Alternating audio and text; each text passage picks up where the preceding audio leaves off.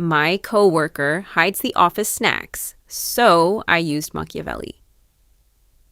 Intro: The Gatekeeper of Costco.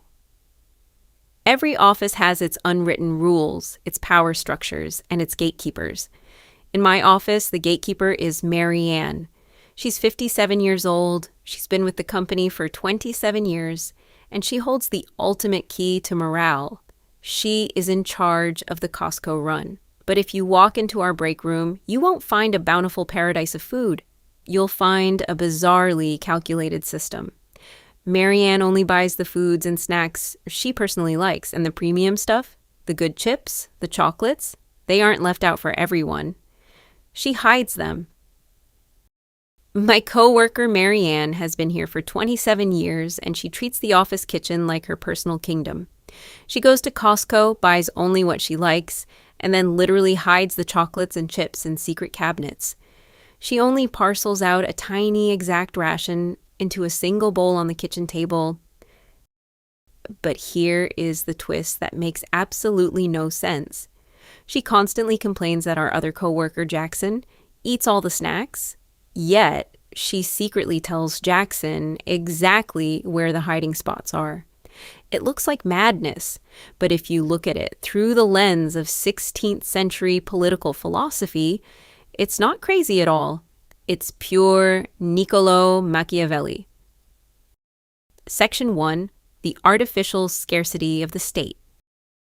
To understand Mary Ann, I had to stop looking at her as an administrative worker and start looking at her as a ruler who has survived in her principality for nearly 3 decades. 27 years at one company means she knows how to maintain her position. In The Prince, Machiavelli explains that a ruler's power relies heavily on how they manage resources. If resources are abundant and free-flowing, the people don't need the ruler. They become independent. The power of hiding snacks. Why does my coworker hide the good office snacks and ration them out piece by piece?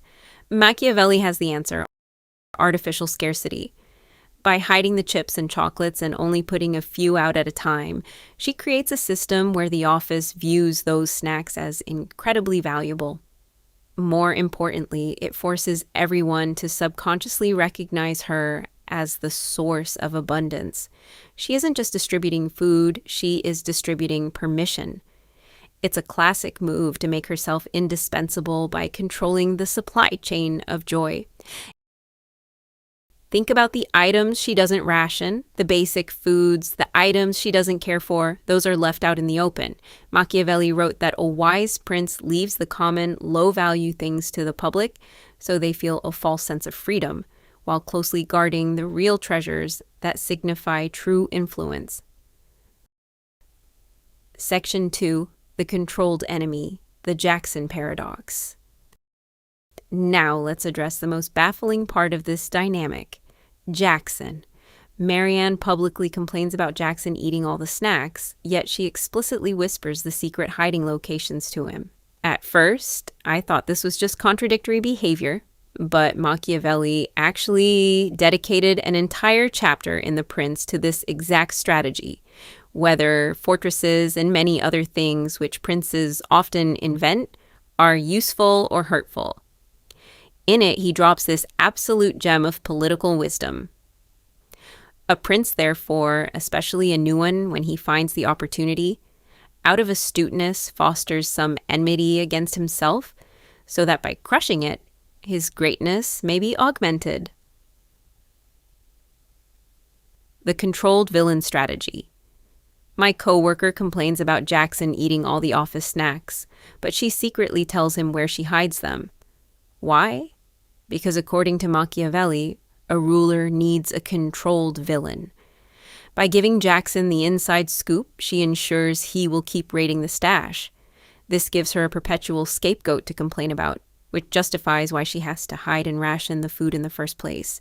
Without Jackson playing the villain, she has no excuse to keep guarding the castle. She created the problem to sell us the solution.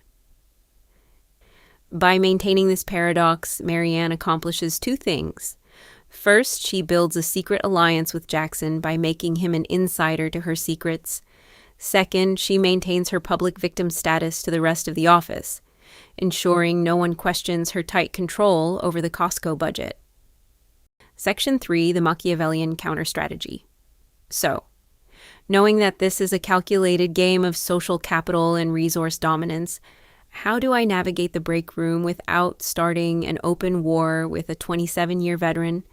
Machiavelli warns against launching a direct frontal assault on an established ruler unless you have the absolute power to completely overthrow them. If I go to upper management to complain about snack distribution, I look petty.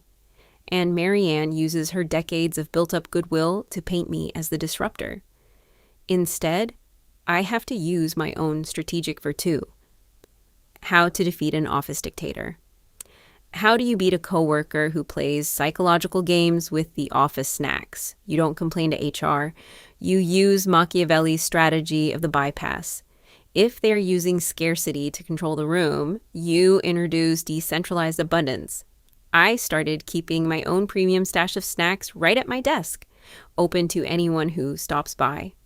By providing a secondary, restriction-free source of morale, I quietly erode her monopoly on the break room.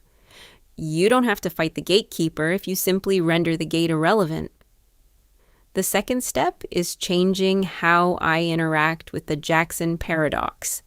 Instead of agreeing with her complaints about him, I remain entirely neutral. When she says, "Jackson ate all the chocolates again," I simply reply, "Good thing we have plenty of other options." By refusing to validate the manufactured drama, I deny her the political leverage she needs to sustain the scarcity model. Conclusion. The final verdict. It is fascinating how a simple run to Costco can mirror the geopolitical landscape of Renaissance Italy.